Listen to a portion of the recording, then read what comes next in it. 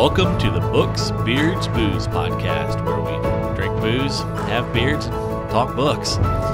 Each episode, we tackle the best in news and brews, and then we do a deep dive on a free-to-read short story. So why don't you come on in and join us?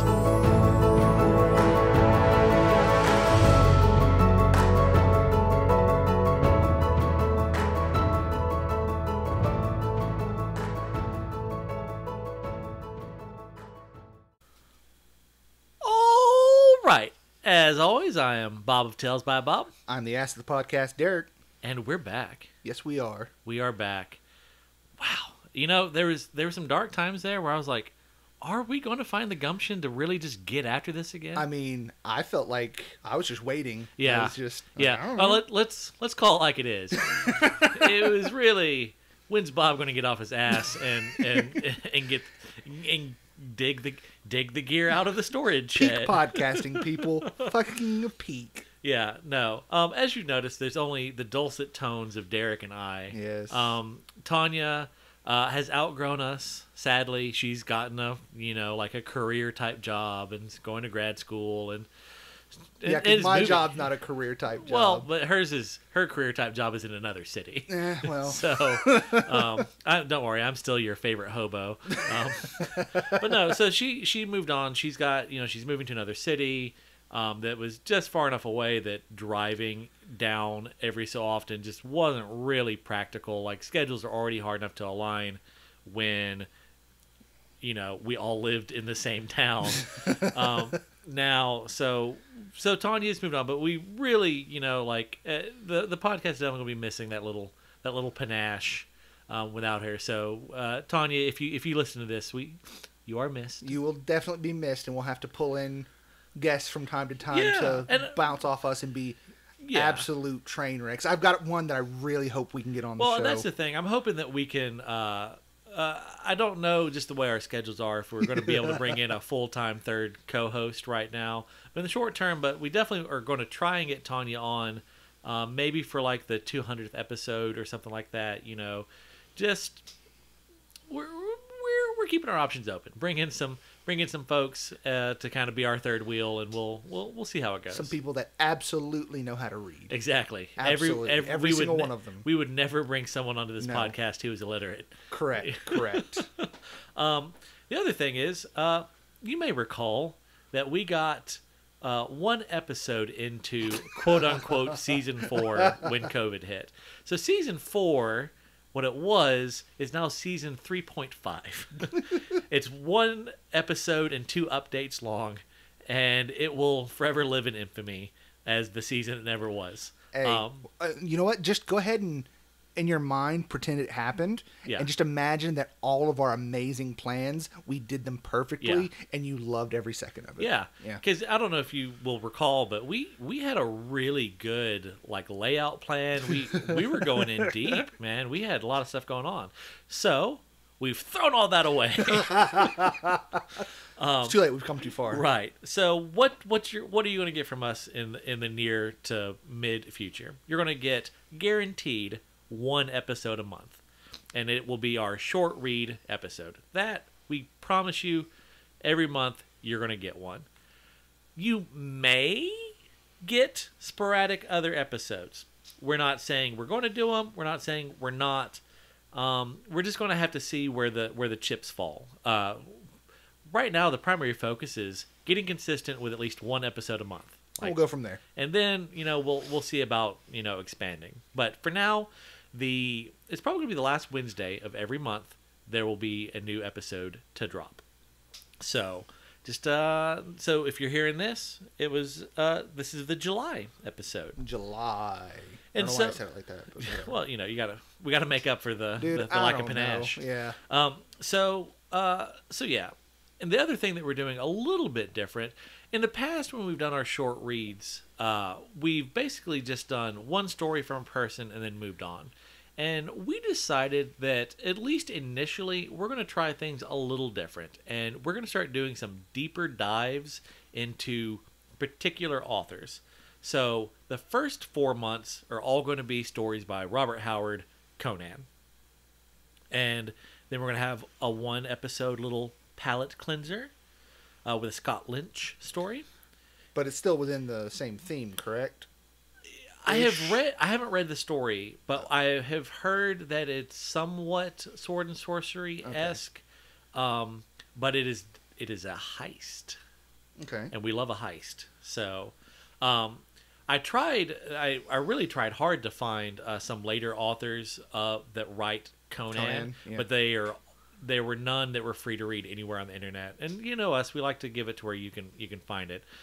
When we start wrapping up, we will give you some recommendations of other folks to check out. But and so I picked Conan, and then we don't know yet, but Derek gets the next pick. So we'll do 4 stories from the author that he picks, with a 5th story to kind of try and put a little bow on it. Mm-hmm. And then we're going to keep doing that for a while. We'll see how that goes. Yeah.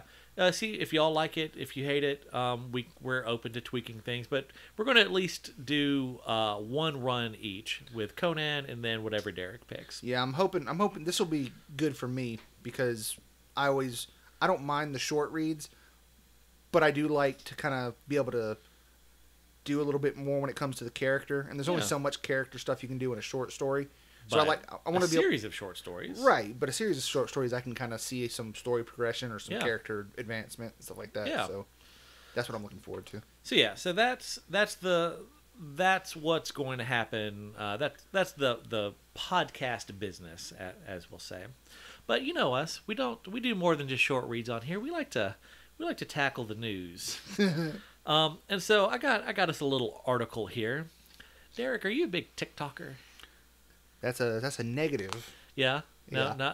Not on the talk. Not so much. I get the random TikTok from a good friend of ours. Yeah, who drops them in the group chat every so often. I get some sent to me directly. Yeah. About once a day. Maybe so sometimes more. I did. It was quarantine. Everyone got on TikTok. I did not. I did. So I got on there and quickly realized that I just don't give a fuck. Yeah. And no aspersions on the TikTokers out there. It just wasn't for me. And honestly, partly the reason it wasn't for me was I found I was kind of wasting a lot of time on there. Like, because it's so easy. They just feed you video after video after video. And I don't know. So I still have an account. And thanks to this article, I might be bringing it back. Because, Derek, did you know there's Book Talk? No. Okay, so get this. So about 4 years ago, Adam Silvera released a young adult science fiction novel, They Both Die at the End. Mm-hmm. And it landed a couple weeks on the New York Times bestseller list. Well, cut pan, August 2020. His publisher hits him up and is like, bruh, you've had a significant sales bump. And we don't really know why.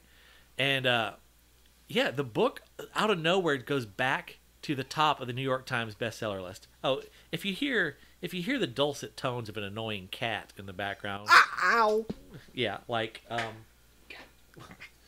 sinking his claws into Derek. I was attacked. The little bell on his collar, annoying meows. He has an eerie knack for knowing when I'm doing something that involves a microphone and recording sound, and he likes to come out of hiding for that. Well, I say hiding. He was just napping under the bed. So that's Parker. He's the office cat, and he's real annoying, but we love him. Go away. All right. So, oh my God. Oh yes, go under the chair. That's good. Fine. Go under the chair. Go. Okay. So, turns out there's Book Talk. It's kind of like Bookstagram or BookTube. It's just folks that, I don't know, what do you call it? Talk? It's not tweeting. Is it talking? I don't know. Dude, folks who put out TikTok videos about books. And it's gotten to where it's having like real effect on a lot of these things. So like this guy, his book has been on the bestseller list since April because his book got popular on Book Talk. I don't even understand. Like, they can't be that long, right? Well, but that's kind of the appeal is, you just get a quick little 1-minute review of the book. Just enough to tease you into, do you want to check it out or not? I guess I don't know. It was just. I guess that would work. But it's obviously it works. Yeah. So, get this. It's such a phenomenon now that almost all Barnes & Noble's locations have a book talk table or shelf where they put books that are popular on Book Talk on display. Like, they're going all in on this, and it's working. Get this. Videos with the hashtag Book Talk have been viewed a collective 12.6 billion times. Billion with a B. Well, that's a lot. I mean, I just... Yeah. I mean, that basically everyone on the planet basically would have to watch 2 Book Talk videos, more or less. Like, that's a fuck-off lot. And wait, so how frequent is that? 12.6 billion. Yeah, how... A month? A year? Collectively, to date. Oh, okay. To date. That makes more sense. I was like, how fucking... No, but, so I don't know. That's neat. And it kind of puts to lie, like, the whole, no one's reading anymore. That's not correct. Lots of people are reading. And you think TikTok tends to a kind of a younger demographic.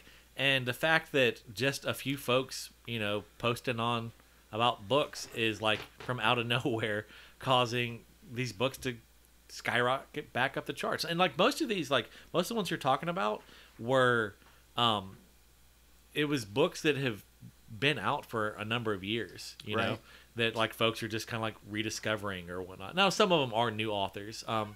The article was talking about how, God, I hate this cat. some of this, wow, I hate this cat. For those who aren't in the podcast studio, he went under the chair, and I thought he was good. He was going to hide under the chair. But because Derek had scooted the chair up just a little bit to get closer to the microphone, he realized that he could climb up the back of the chair. So he's now on top of the chair, his tail flicking Derek in the back of the head as he meows at the ceiling. Oh, are we leaving now, finally? Oh, thank fucking God. God, I hate him. Parker cat, office cat Parker, everyone. Yep. Yeah. Okay. Parkour. Yeah. Okay. So, but yeah, and so some of it was talking about they are new authors. That there are authors that get on there that use it to kind of promote their own stuff. Like, they start using the BookTube hashtag, and people find them and are like, oh, hey, they've got a book. Let's go check it out. I guess it would be all right to use that kind of like your sales pitch, like what's on the back of the book. Yeah. Kind of thing. And from the little bit I read, if you'll recall past episodes where we've talked about the toxic cesspool that is Twitter, book Twitter, with like getting books canceled and stuff like that. This seems to be a more positive space than book Twitter, is what it seems like. At least the article I read didn't say anything about. Yeah. So, and you can't read an article about book Twitter these days without someone being like, "This is a toxic cesspool." So, but yeah. Okay, so that's the news. That's all the news I had this time. I just thought that was interesting, and hey, maybe y'all will find, you'll be on BookTube and you'll see the Tales by Bob TikTok. Talking about some of my books sometime, maybe. Well, I mean, it makes sense. I feel like the more I think about it, it's like, okay, it's a short, it's easily digestible. You can use random, more popular music in the background. Yeah. You put font up on the screen with information. I don't know. I feel like you probably do something that would be catchy there, but I just... Yeah. I don't know. I didn't delete my account. I just deleted the app off my phone. Mm-hmm. So I don't know. Maybe I'll install it just to check out Book Talk. I was about to say, if you want to do that, just report back to us. Yeah. At a later date. We'll see. It'll be a couple months. All right. So let's slip into our general talk for a bit. So obviously, there was a bit of still ongoing health kerfuffle worldwide which is why we've been on hiatus for so long, because of quarantine. But you know what quarantine is good for is giving a little read, reading a book, perhaps. Derek shakes his head. We'll get to it. So we figured this time. I think next episode we'll probably talk more in general about more things that we read. But I just want to know, Derek, what was the best thing that you read during quarantine? So we can go more in depth about on the next episode all of the false starts, yeah, and the issues with reading for me during quarantine. Yeah, but one of the most notable things is I read a lot of manga. Yeah, you shifted. Manga. I'm trying to get used to manga. Saying it correctly. Yeah, you really shifted hard. Well, you used to. I used to have many some, years ago, and then but it was never like a huge passion. You just had a couple that you read, right? Because I found a couple that I really enjoyed, and then I stuck with those, and then I couldn't figure out a good way to get recommendations. Yeah, but recently, because of have you tried Manga Talk? What? I don't know. I'm just assuming there's probably a Manga Talk. There's one of the podcasts that I listen to a lot now talks about manga a lot, and the people that are on the show have YouTube channels towards anime, manga, and stuff like that. Yeah. So I finally because you've always been really big into anime, right? And I've just never had anyone to suggest things for me. And then I also am in a community now because that we really only them. have one other friend that really reads manga. Really, Lillian. Yeah, that's the only one I can think of, and she's recommended stuff too. Yeah, and she's kind of a more recent friend in our friend circle. So, right. So yeah, no, and I've read a couple that you gave me over the years, but I've never really. Long. See, I've got some stuff now that. Yeah. We'll revisit this at a later date. Yeah. But all right. So what was the best manga that you read? It's called Bakuman, which was by I wrote the names down, but I've decided to not even say them. Okay. Basically, it's the same creative team as did the anime and manga Death Note, which is highly regarded in community for many different reasons. I wish I could tell you what those reasons are. All I know is it's supposed to be good because, much to my shame, I have not actually seen or read it. I watched. If you heard some weird noises, I just threw the cat out of the office. He said yeet as he flew through the air. Not really. I didn't throw him, but as much as I wanted to. Little bastard. No, so I watched the first few episodes of Death Note because it's an intriguing premise. Right. But it didn't grip me. I never even started it. Enough to keep with it. And I definitely haven't read any of it. It's one of those that I know at some point I'm going to do.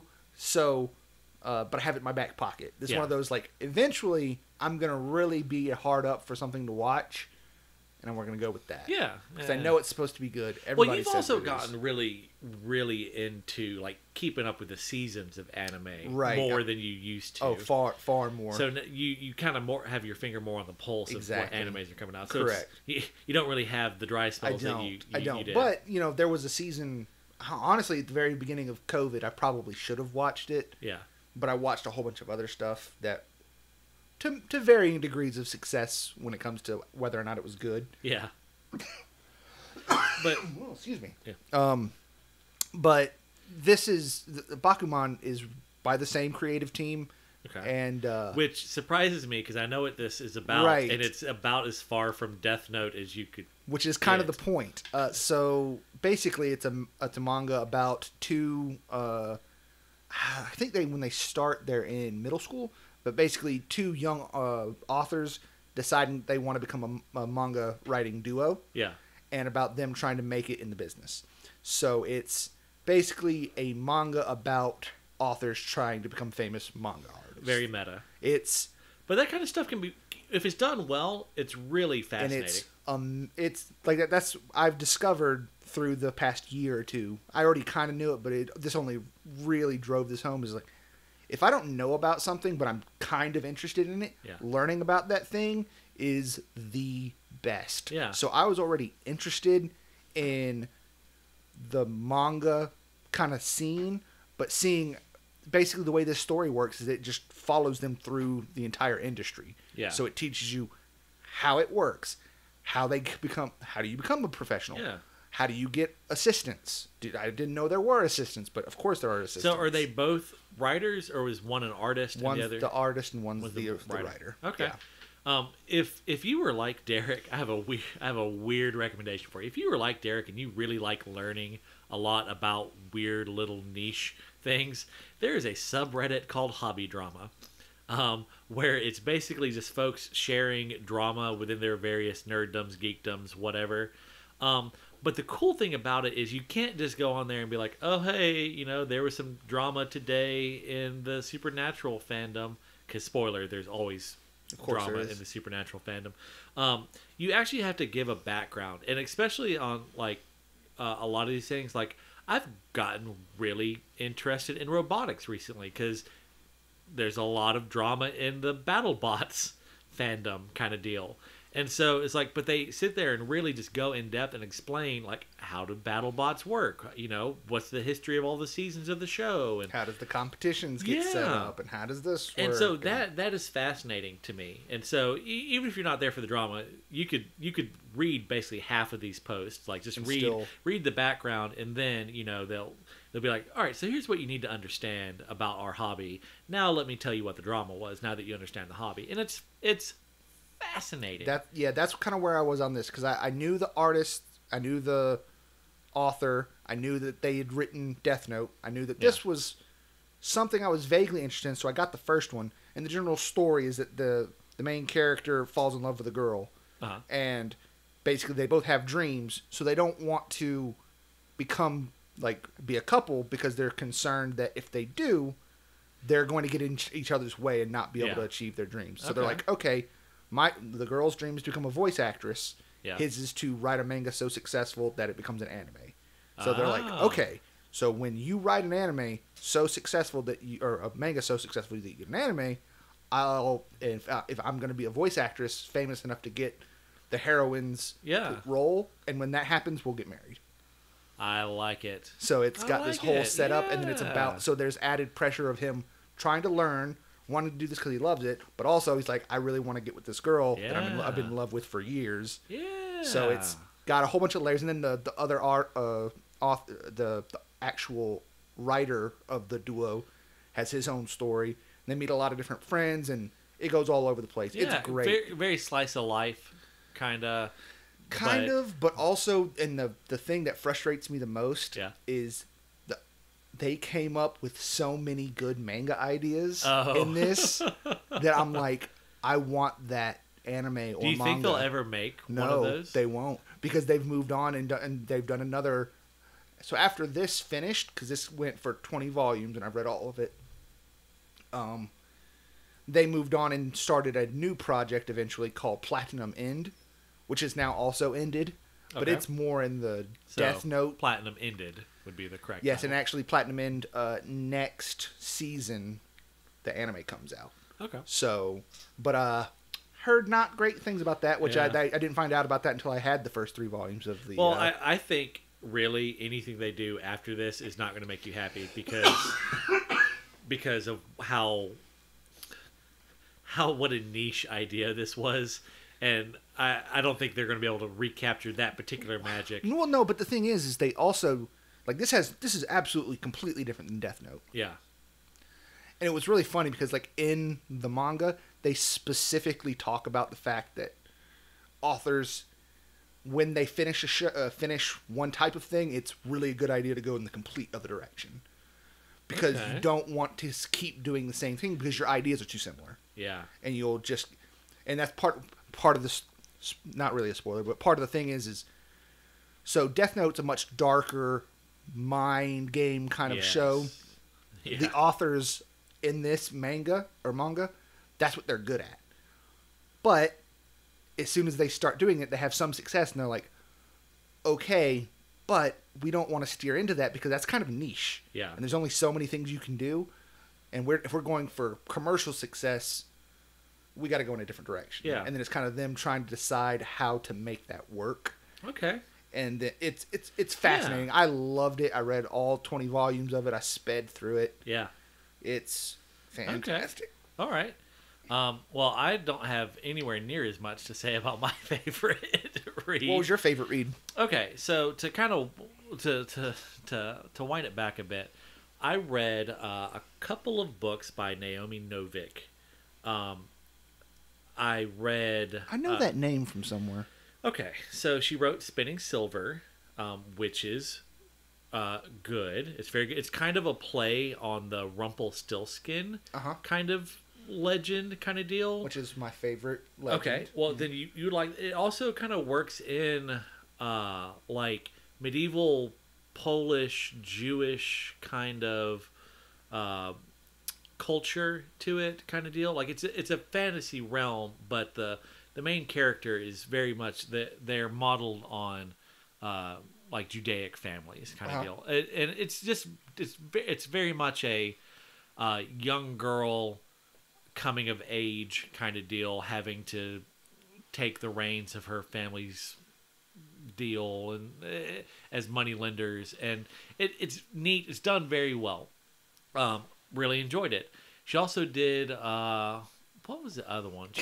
She wrote two standalone novels. Spinning Silver was one, and I cannot now for the life of me remember what the title of the other one was. But it was really good as well, despite the fact that I can't remember the name of it. Yeah. And so, but what she's best known for, or was best known for, is the Temporary series. Oh, Temeraire. right. It's the Napoleonic Wars retold with dragons. Got it. Yeah. Which I love what they call flintlock fantasy. And I like dragons, and I like the Napoleonic Wars. It's a fascinating time. And so I thought I was going to really, really, really love this. And the first three books came on sale as a bundle, and I got them. And the first one was fantastic, and the next two were less so. Not because they were they weren't. It's not because they were poorly written or anything. She's a very talented author. It's just she was telling stories that I didn't want to read. Yeah. In this, just wasn't. This was not a story for you. Yeah, and so it like you're here for the Napoleonic Wars, and like without going into too many spoilers, book 2 and book 3, you're not really in Europe. Let's just say that. Yeah. And so I didn't pick up any of the rest of the books. Just like I kind of read a little bit to see like the back of the book kind of deal, to see kind of how the rest of the books go, and I was like, you know what, I'm done here. And so I thought that was going to be it for me for Naomi Novik. Not because I was, done with her. Oh God, she dared to write a tale that Bob didn't explicitly love. But it was more that I'd kind of read through all her stuff more or less at that point. But she has a new duology. The first book is out. The second book comes out in September, I think. Oh my God. It was hands down. The first book is called A Deadly Education? Yes, A Deadly Education. And the duology is called the Sholomance books.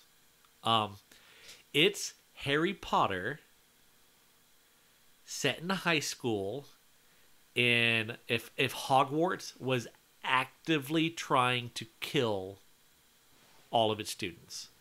Like, okay. And it's fantastic. You know me, I love a school story. I mean, there's very few things as enjoyable as a school story. Right. So in this world, as you start getting your magic as like a teen, you're incredibly vulnerable. There's all these things out in the world that just love nothing more than to eat young wizards. And so like outside of the school, like the survival rate of teens is like 20% or something like that. Like it's tragic. Like they just get gobbled up all over the place. It's not really till you're grown enough that you can really kind of have enough mastery of your magic to keep yourself somewhat safe. Mm-hmm. But so the school, it very much like going to this school. Okay, it's like a 35% chance that you'll die, but that's better than being out in the world. Because this place is like such a magnet for these creatures that they weasel their way into the school, and gotta constantly be vigilant. Yeah, but so this school was built with magic, and it's got all these bizarre quirks that are just the world building is so well done. So, for example, you need to learn languages so you can read more spell books, learn more spells. Well, so if you're in the library and you spend too long there are no teachers in this school. It's only students. All the teaching is done through magical means.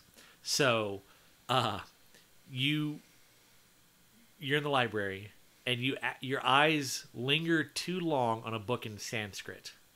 The magic of the school assumes you want to learn Sanskrit. Uh-oh. And now whenever you go into like your language workshop, it starts giving you Sanskrit worksheets and will not let you progress until you have learned Sanskrit, kind of deal. And so it's being helpful. Yes. But like, so you'll ask for like you get like a small bedroom and it's got like a portal to the nether kind of deal. And you can ask it like, hey, I need a spell book. It'll only give you spells in languages that you, in theory, know.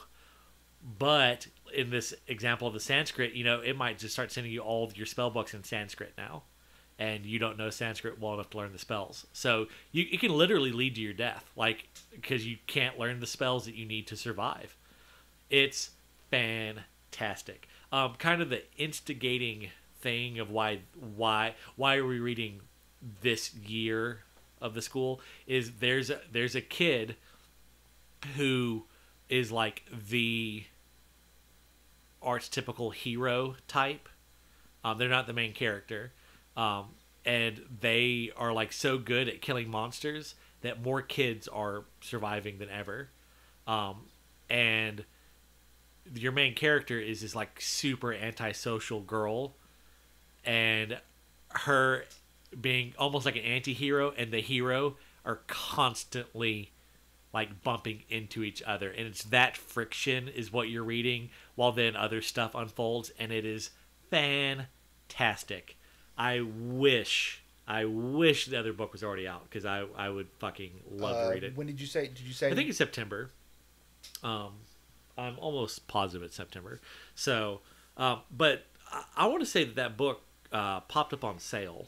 I think it's one of those books that sometimes pops up on sale for like Kindle. So just keep your eyes peeled, guys. If you see Sholomance by Naomi Novik, it is fucking fantastic. Yeah, I'll have to try that.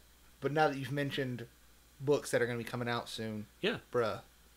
Jade Legacy. Yeah, the third Jade book. I think it's in November. So I haven't read the second. Of course you haven't, because you hate me. Well, no, it's because I knew you that. hate me. Well, look, if it was one of those deals, like if this You're gonna have to reread the first one again. Well, yeah, because if it was Rothfuss, yes, I would go ahead and I went ahead and read the second book, but I knew the third Jade book would be coming out soon enough that I was like, look, I'm going to reread the first one. I'm just going to power read through all three of them in one go. Super excited for that, and I think it's a gorgeous book. It's blue. It looks so good. Yeah, I think my lady friend would really like it. So because it's amazing. I think I'm going to try and get her to read them. I'm so excited. So and I've read the first book. Yeah. Well, so she read the Sholomance book, a Deadly Class, and she fucking loved it. She went out because I read it on Kindle, but she got it or maybe I bought it for her for birthday or something like that, Christmas. But I got her a copy of it, or she got herself a copy. I can't remember now. But she's already loaned it to her sister, trying to get all her friends to read it. Like it's real good, real good. So yeah, so we'll just kind of leave it there. Like best thing I read was A Deadly Class, Naomi Novik. Best thing you read was Digimon, Bakuman. And who you didn't want to say who? It was I'll by. say Sugumi Oba and Takeshi Obata. Okay. Yeah. So yeah, spelled like it sounds. Yeah. And so all right, Derek, we have a short read. Yes, we do. I'm very excited. Okay, so we decided Conan. Well, I kind of picked Conan. Bob decided Conan. Okay, let's hold on. Do you have like something on Conan or the author or anything? I do have a slight little bit. I'm not going super in depth here. Here's kind of what you need to know. He's a Texas boy. died at the age of 30 from suicide because he, from what I gather, very much kind of a mama's boy. And she was dying. She slipped into a coma. She wasn't expected to wake up. He found that out. He went outside and killed himself. God damn. Yeah, no, he was not having it. That's too... Oh, man, think about how much more... Oh, God, yeah. that makes me so he was mad. 30. He died at the age of 30. So his works were never collected in his lifetime. They were published in like Weird Tales and Adventure Tales and whatnot. What year did he end up dying? You have that? No, not all. But he died before he Lovecraft. had any people even knew. No, he was fairly popular. He was actually, I think I read somewhere where he was the highest. He lived in a small town in Texas, but even though they're in the Depression and a lot of these places were going under, he was like the highest paid person in his town. Wow. Just from getting these pulp stories published. Excuse me. He did a lot more than just Conan. He also created Cole the Conqueror. He created Solomon Kane. Right. We're going in order of the likelihood of you heard of these. Yeah. Sailor Steve Costigan. Didn't know that one. Bran MacMorn. No. Okay. So Bran MacMorn is kind of a Pictish Conan kind of deal. Like, and then Cole the Conqueror, obviously you know. So, actually, I think the first Conan story was originally a Cole the Conqueror story that got rejected, and he rewrote it. And so, and then it got accepted. So he comes up with Conan, but he was actually part of the Lovecraft circle. Right. I did know that. He wrote a letter to H.P. Lovecraft. He wrote a letter to Weird Tales, gushing over Rats in the Walls, which to me is still my favorite H.P. Lovecraft short story. So the man had good taste. And they passed it on to H.P. Lovecraft, and he added him to his pen pal, writing circle. And it's not quite as prevalent in the story that we read for this episode, but there are some very, like, I could see it. Some of the Conan stuff works in like a lot of Lovecraftian elements, and some stories it's a lot more prevalent. But yeah, so basically he more or less created the sword and sorcery subgenre, which I read that Stephen King hates. I don't like Stephen King though, that's fine. That's fair. But while I was doing my research for this, I was like, oh, Stephen King wrote, like, they got him to write a review of a guy who wrote a bunch of reviews of like something, and he was like, yeah, fuck sword and sorcery. Basically. He's a pretentious prick. I don't care. That's fair. So yeah, so that's kind of the background of Howard. He just wrote a shit ton of stories and sent them out to magazines, and they published them, and he made some money, and then he killed himself. Oof, that's tough. So I'm gonna go ahead and blow you up right quick, Mr. Yeah. Okay, so we're doing behind the scenes. Yeah. We're doing 2 episodes back to back today. Yep. And I was told, hey, Derek, read these 2 short stories. Don't worry, they're not long. It's a quick read. Motherfucker. The 2 short stories put together. First of all, when I pull them up, they got fucking chapters, Bob. Yes. Short stories ain't got chapters when they short. I pulled up, the 2 of them together were like 22,000 words. Really? Yes. Huh. And I was like, I just started reading. I was like, well, I've got to be getting close. But so I was reading it on my Paperwhite. Yeah. And it's like 23 minutes until you're done with this chapter. 23 minutes until you're done with this chapter. 23 minutes until you're done with this chapter. I'm like, okay, what the fuck? So I finished it, and I was like, this took me an hour and a half. Yeah. What the hell? So I went and looked up how long it was, and I was like, I just wanted to mess with him about that because that shit made me laugh so hard. I was like, I was concerned I wasn't going to get it done by the time we were ready to record. Yeah. And I was like, uh-oh. Yeah, no. It didn't seem that long. Not until you're like, well, I'm really tired when I get home. Let me finish them in the morning, and then... Yeah. No. All right, so let's dive in. The first story is The Tower of the Elephant. If you haven't had a chance to read, go to our website, bookspiritsbooze.com, and there's a link to where you can go to read this story for free. For free. So go give it a read. Hopefully you've already read it. But yeah, so The Tower of the Elephant, Derek. So this is the second Conan short story I've read. Okay. Do you remember the first one? Whatever the first one was in the Anthology that I have. So this story was not one of the first ones he wrote.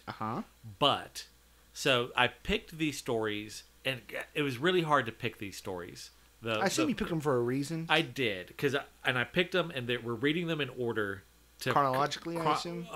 Yes, chronologically, not... In the story, not when it was written. Yes, we're reading them by internal... Narratively. Yes. Yeah. So that we can see his growth. So, while The Tower of the Elephant was one of the later stories written, it takes place very early in his career. Yeah. So, this is in his early days of thieving. He's still a young buck, just more or less kind of just come down out of the mountains and doing his thing. So just general thoughts. Yeah. God, I love this. This is so much fun. Right? Yeah. Right? I had a blast with this. It's unapologetic. Dude, do what you do and do it well. Yeah. Just go in. It's very pulpy. It is quintessential pulp fantasy, but he's arguably about the best pulp fantasy writer, or at least of that generation. Mean, can we just... Oh, it's so good. Yeah. It was so good. Yeah. I got just... It was a blast. It's a blast to read, and to me that's the appeal of pulp. Mm-hmm. It's not the best written stuff, but it's fun. I love the way it's written. Now, so you can see a little bit of... there are some weird stuff that I obviously don't like, but... I'm not going to say purple prose, but sometimes he gets a little... Maybe a little... Like, the intro was just so flavorful, just, like, really giving you the feel for this... Set the scene. Of this, dingy Zamorian, basically thieves' quarter kind of deal. And it was great. Yeah, it was so good. Like, I just wanted, like... But that's what you need to do. Like, you can't just say, oh, hey, we're in a seedy tavern. I was like, yeah. Or you could talk about the fact that the guards have been paid to ignore everyone killing each other inside. Yeah. Yeah. No, and just the way that he's uncomfortable with, like, everyone laughing at him, and then I liked it because and then the light goes out, and then he just straight kills that guy. Yeah, I was about to say, I really like that because I don't know much about Conan at this point, but it was interesting to see him not confident in certain aspects, despite he's being very confident in his physical ability. He's like, oh fuck yeah, I can climb that. Exactly. Well, but socially, he's like, why are you laughing at me? This makes me feel weird. I don't know enough about him. I didn't know if he was the stereotypical barbarian, where it's like, oh, rage. So I can't remember if this was mentioned in the next story or whatnot, but he basically at the age of 15, he was born on a battlefield. Father was a blacksmith. They're Cimmerians, which are vaguely based on Celts, kind of, sort of. Okay. It's kind of... Howard really kind of leans into historical groups to kind of give flavor. Right, yeah. So that's why one of them, they mentioned, that's... So like a common... And he's pretty consistent. So like people from Shem, he refers to them as hook-nosed. And they always have like blue-black beards and stuff like that. And so like there are regions that are like very analogous, Egyptian style. Shem is kind of Arabic. Okay, yeah, that makes sense. It had been so long since I've read any of these. I thought Tower of the Elephant in the Room. He was a little racist. From what I've read, he was very racist when he was younger, but he kind of grew out of that. But he was not to forgive that, but to counter that, he was actually like almost like a proto-feminist. He really he tries to work in like strong women characters a lot of the time. Mm-hmm.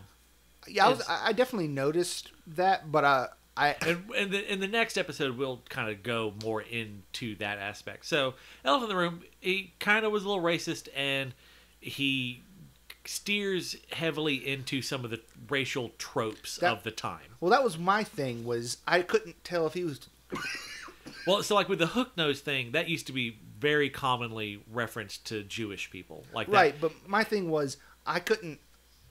The way I looked at it, because I wasn't entirely sure it was analogous to modern day stuff. Yeah. In my head, I looked at it like D&D. Yeah. Where it's like, okay, these group of people tend to have these tons of traits.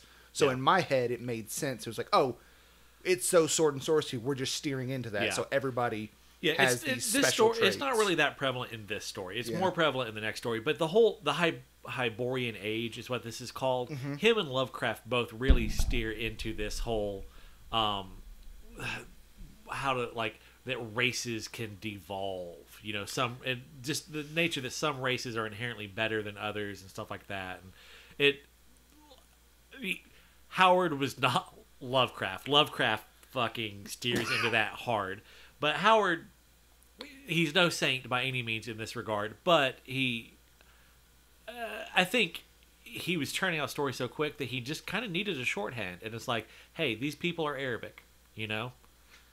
And it works. Yeah. And like I said, the other thing I read was he was very racist younger. Shocker, 1930s Texas, someone being racist. But that as he got older and like started like really widening his circle, he moved past that to a large degree. So, but yeah. So back to the story. Right. I just like I loved how he's just like, you know what? I'm a badass. What do you mean no one's tried to steal this jewel? I'm going to go steal this. I'm going to go steal this fucking jewel. And I also liked how he's like, man, there's all these gems here. Why don't we just take these? But the other thief was like, no. If we go get the other one, then we can have them all. And I feel like if Conan had been left to his own devices, he probably would have been like, He got up to the top and been like, well, I'm just going to fucking take these. Yeah.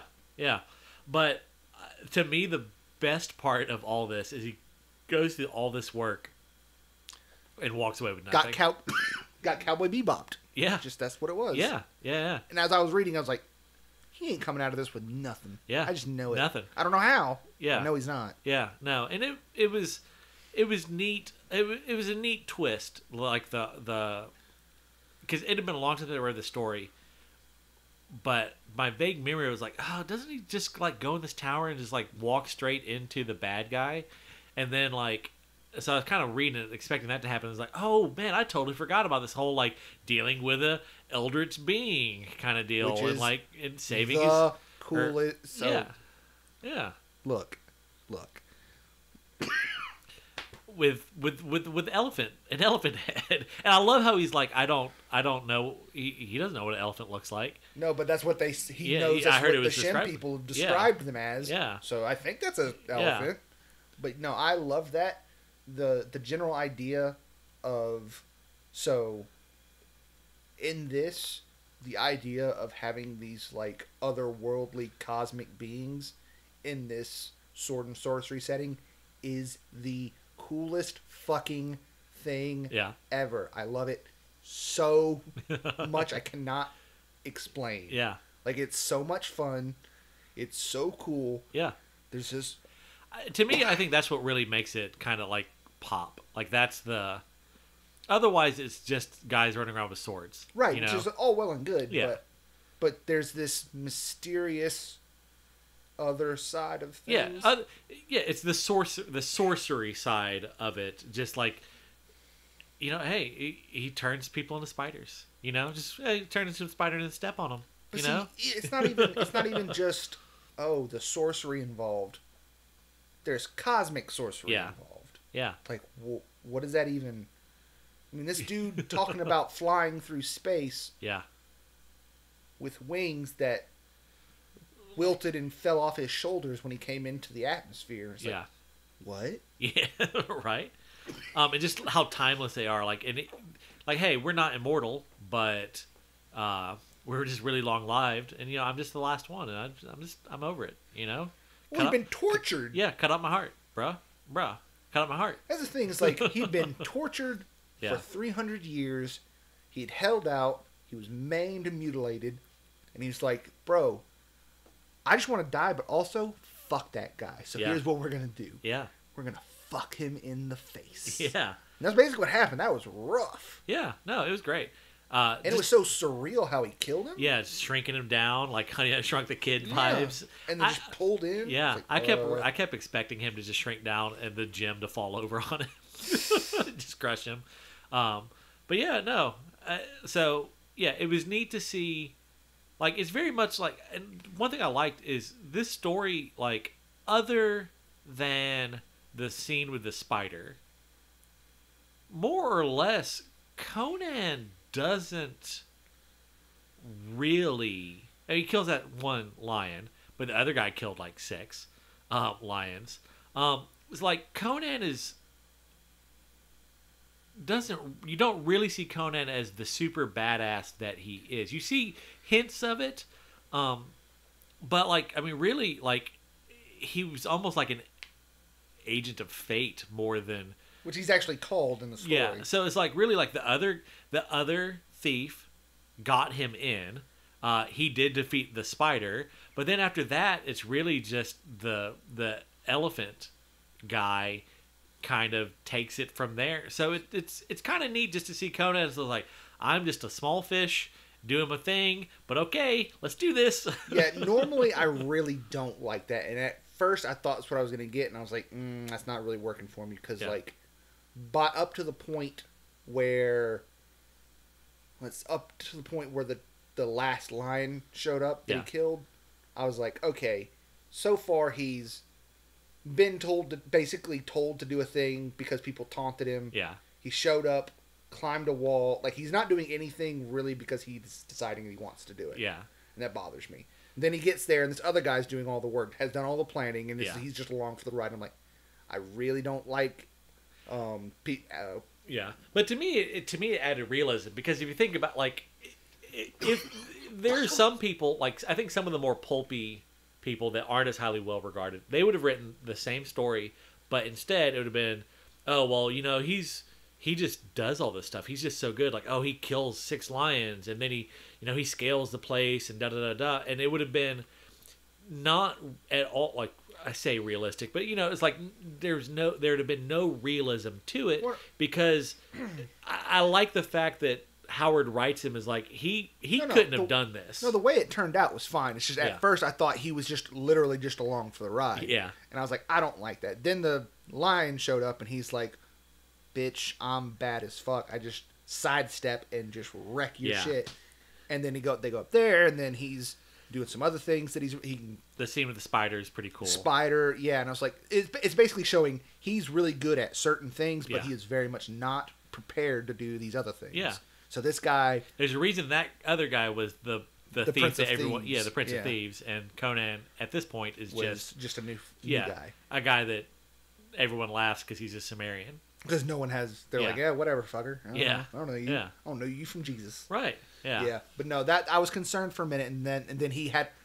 I like stories where everyone has a purpose for being there. Yeah. If he had just been like there for the ride, that would piss me off. I like it when everyone brings something to the table, even if it doesn't have to be fighting. Like the guy that helped him. I can't believe I'm blanking on his name. Did you ever I can't get his remember. name? Yeah, you do. I can't remember it now. Yeah. Because they all have pretty weird names. None of their names are as easy as Conan, except for Bellet. Yeah, well, yeah, but but he does a whole bunch of stuff. Like, his is all clearly planned, and he references like, dude, I've been working on this plan forever. You just stumbled across me. But it's clear.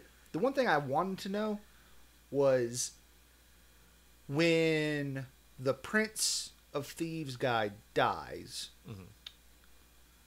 he asked Conan to go do a thing to look for people. Yeah. And Conan was like, oh, I know what the deal is here. Yeah. And then he went.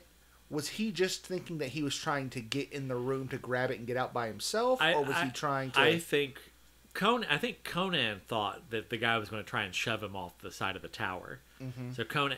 Because I think it makes a reference, like a subtle reference to that. But, so Conan is like watching his back because he's expecting to get... Because he said he expected something, but they didn't say what he expected. Well, I think he was expecting to get shoved off the tower, that this guy was going to betray him, but the guy did, but not in the way that Conan was expecting, because that guy then just shuts the door Right, and I was like, okay, in. maybe that's what he was expecting, that he just go in there by himself and get the stuff, but he's still got to come out through him. So well, no, because I think the plan was to go out the bottom. How is he going to go out the bottom? I guess through all the guards.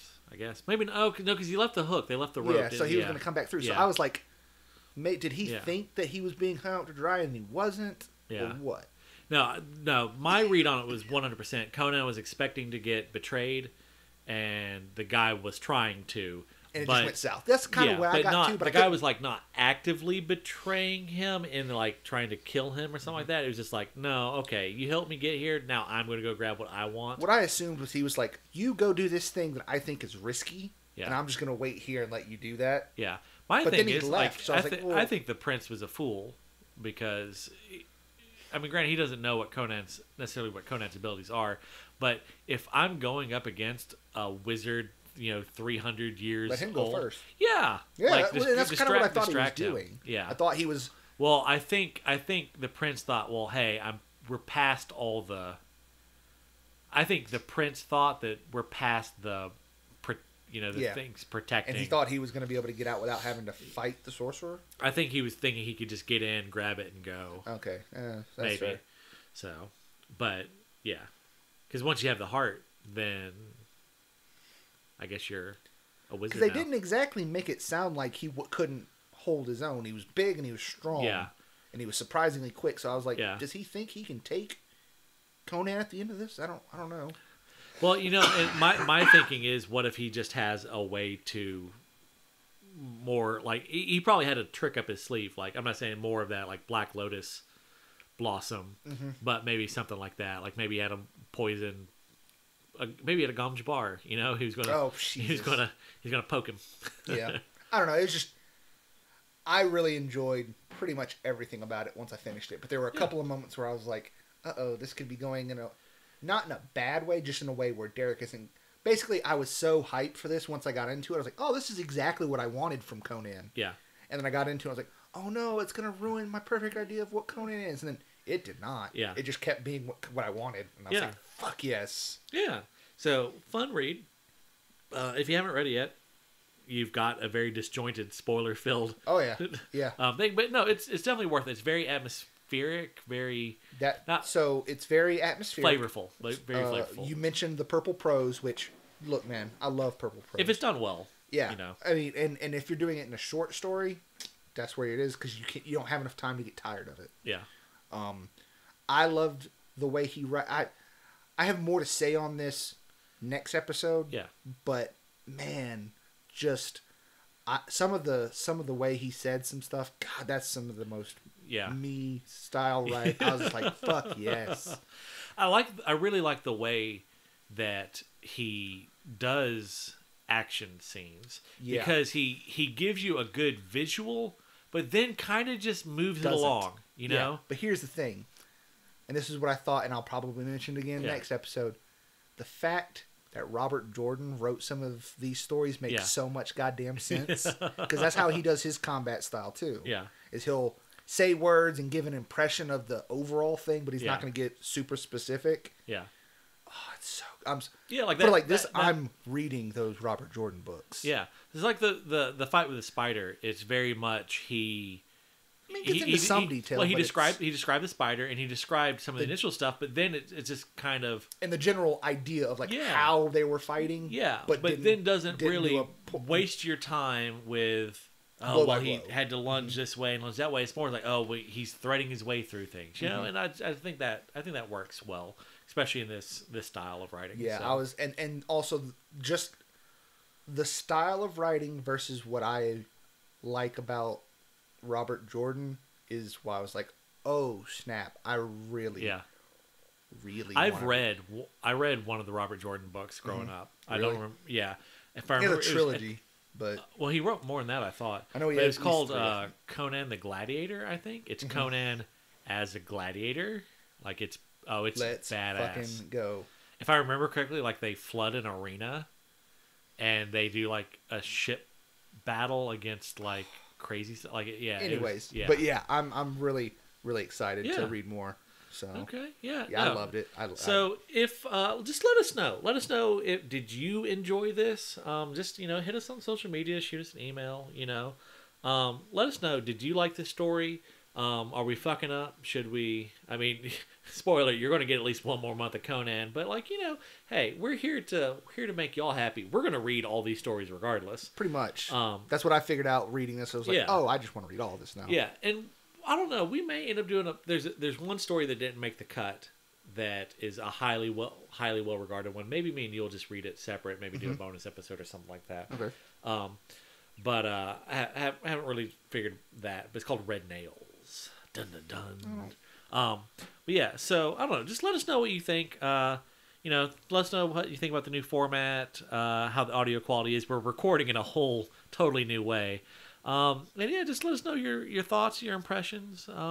And send creative consultant Tanya your well wishes. Let her know that she is missed. And as always, may the blessing of the beard be upon you. Bye.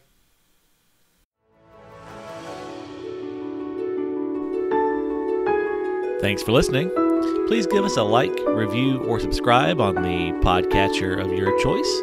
And you can support us directly at patreon.com/talesbybob. And as always, feel free to stop by our website, booksbeardsbooze.com.